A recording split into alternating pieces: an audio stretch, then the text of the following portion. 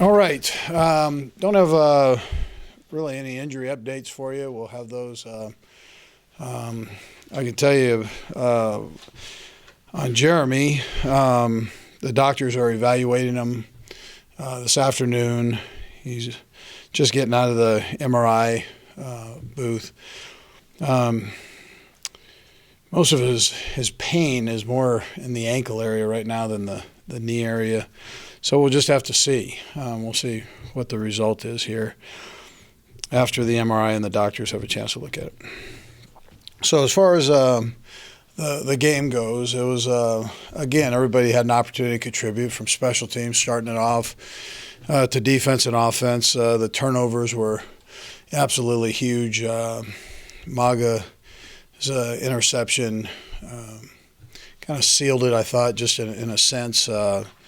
Even though there was time left, but that was he did a nice job there. I'll correct myself. There were 5 turnovers.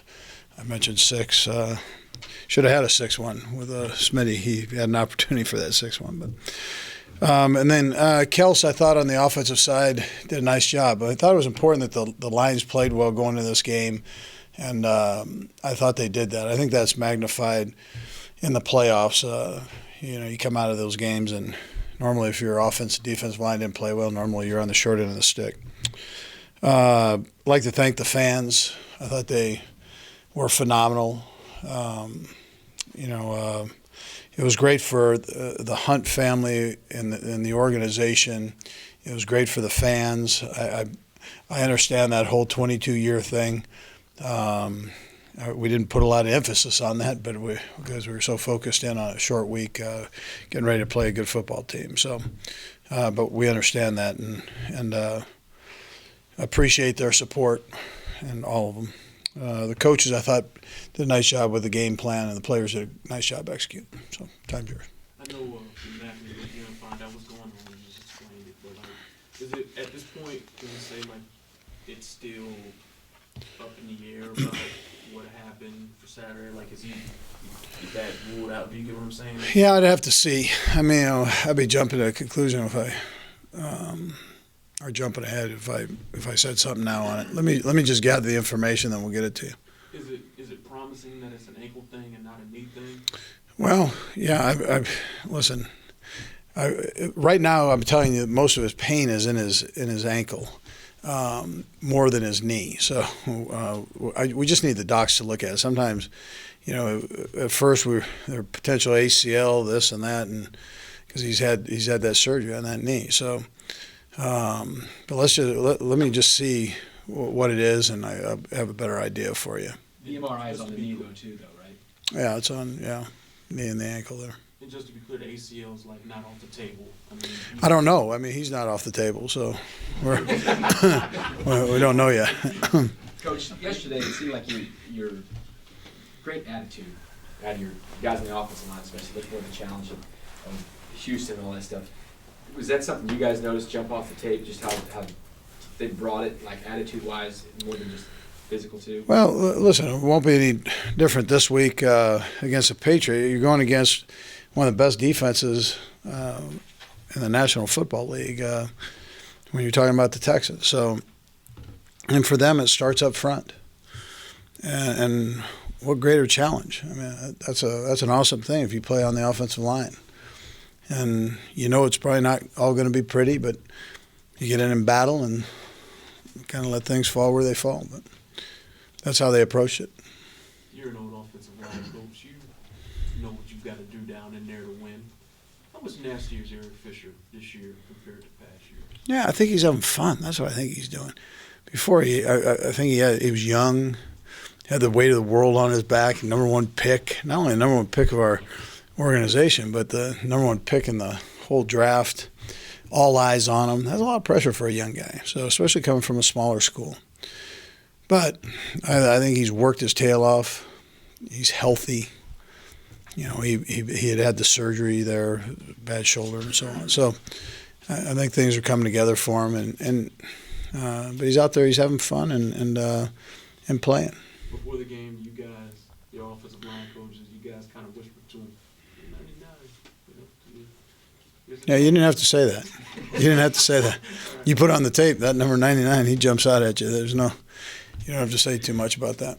Going back to Jeremy for a second, he didn't play in that Pittsburgh game for the concussion. Do you think you're better equipped now, and I'm speaking of Conley specifically, to deal going forward without him? Yeah, I was proud of him for stepping in, both he and Ja, stepping in and doing what they did. So, but I'd probably tell you, yeah. I mean, the guys have matured, and Albert's done the same thing. So, Frankie's another year older. So, I think we're okay there. With Yeah. Conley, you guys are really excited about his skill set. Do you think maybe the mental side and everything else is kind of catching up to that skill set now? I would, yeah, I'd tell you yes. Yeah, I'd tell you yes. He's got the quarterback's trust. He works like crazy, and he's smart. Yeah. Now Davis has been through an interesting season for him, but I mean, for you as a coach, I mean, you've seen it all. Like, for you, what is it? You know, how cool is it for you to kind of see a guy like that have a huge moment after? Well, it's been a tough season. Yeah, no, absolutely. That's the National Football League. I mean, it's a crazy thing, but he's a huge part of our team. That's why I think I mention him about every week. You know, just because the other guys are getting the credit, we have confidence that he could step in and play. It's just that's how things roll sometimes. So for him to do what he did yesterday, once he hit that son of a gun, he's been so close. Once he hit that son of a gun, nobody was going to catch him. I mean, that's him right there. You guys obviously had a great game last year against the Patriots. It's a different beast now. You're going on the roads, postseason, and all that. You know, you faced in the Super Bowl Tom Brady and Bill Belichick. Always people put coaches and quarterbacks together. It was a long time ago. Can you believe they're still there, doing what they're doing, and doing it at that level? Yeah. They're doing a phenomenal job. Bill's a friend. I mean, he's a heck of a football coach, and Tom Brady is unbelievable. I mean, and the things that they've done there, the accomplishments that they've had have been, they've made history. So both of them are Hall of Famers and future Hall of Famers. So yeah, they've done a nice job. So we look forward to the challenge, though. You know, that's what this is all about. Getting to play against the best, or the world champions, right? So that's what a great challenge and opportunity to play up there in Foxborough. Great atmosphere. Might be a little snow. You know, I mean, it doesn't get any better than that. Do you take anything at all from the fact that you guys played well against them at Arrowhead last year? Is that just too far gone? Yeah. Listen, I think I mean, that was then, and this is now, and so you prepare yourself. We got guys playing now that we're watching that on TV. So, yeah, you prepare yourself to go play against a good football team, and the team that's there. Well, we're now in 16, so the team that's there in 16. So, not the team that was back there. So, Tom Brady hasn't had many days like that, though. What he had at Arrowhead, I mean, he's he's obviously one of the best quarterbacks of all time. What you guys do, especially that day, to kind of I don't know. I mean, you know, I'm not even going to get into all that.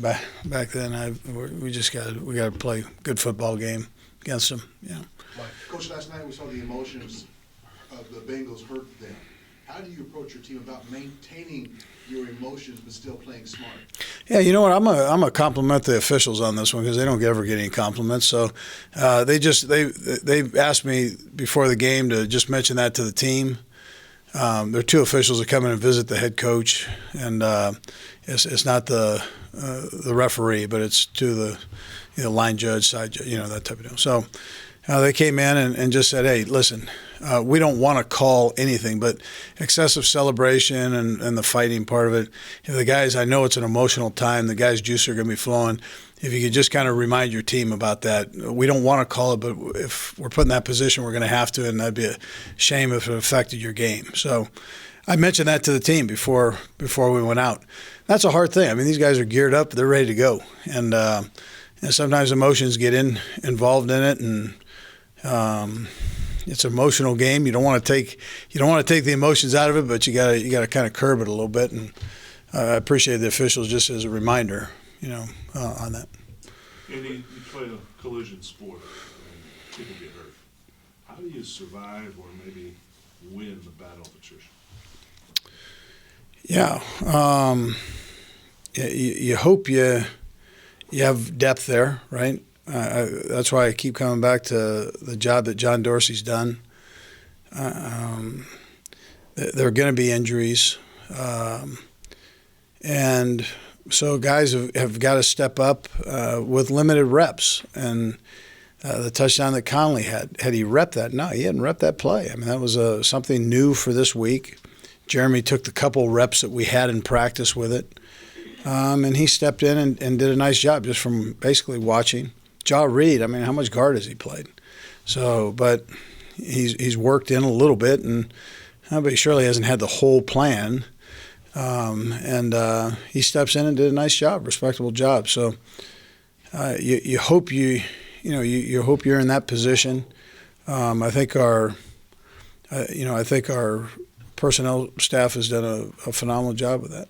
With Reid, did he get any snaps at right guard last week? I think he rotated. Andy rotates all those guys in, so he might have had a few. It wasn't much. So. All right, we'll go Dave, Torres, then BJ. Andy, your thoughts on Doug Peterson and his interview for your old job today? I think it's great, man. I think it's great. So he has an opportunity, compliment to the hard work that he's put in, and he's done a nice job. He's ready to do that, and heck, if he has the opportunity, more power to him. You guys have had pretty much the same coaching staff all 3 years here now, and is that maybe just the side effect of winning, that you're going to have guys that have other opportunities? Yeah, it's happened. I mean, I've been through it before. That's what happens, and it's kind of a neat thing for the guys that have that opportunity. There are only 32 of you in the whole world, so I mean, you have an opportunity to do it. It's kind of a nice compliment to your hard work and endurance in some cases, right? All right, so Maglin goes down and he gets carted off. And like in the past couple of years, like you've seen you guys end up losing games that have had moments like that. Chicago, that happened. Indianapolis, stuff like not carted off, but injuries, right? What did those games teach this team? Like all the stuff you guys have been through, kind of in that situation. How much did that prepare you guys for that moment to stay mentally tough enough to keep pounding forward on that drive and throughout the rest of the half? Yeah, I think the guys have confidence in each other. I think that's important. It's a good locker room. They've seen Eric Berry overcome cancer, something that was life-threatening. So, I mean, if it's a knee or an ankle or a shoulder or something, hey, we're going to fight like crazy to get back if we can. If we can't, the next guy will step up. But, I think that strength that Eric brought to the team, I think is an important one. Last one, B. Obviously, a lot of people and fans made a big deal of the 22 years without the win. But after the game, when you were around some of these guys, some of the veteran guys, did you get a sense that they were overjoyed about just getting this one win, or this was just kind of one step in a process? Yeah, they were tired. They didn't really care where we played. They cared who they wanted to know who we were going to play and let's go. But they were they put everything into it. That's how playoff games are. You exhaust yourself, then you get ready for the next one, and you exhaust yourself for that one, and that's kind of how that thing rolls. So, but I didn't sense anything different from them. That's just kind of how they've been.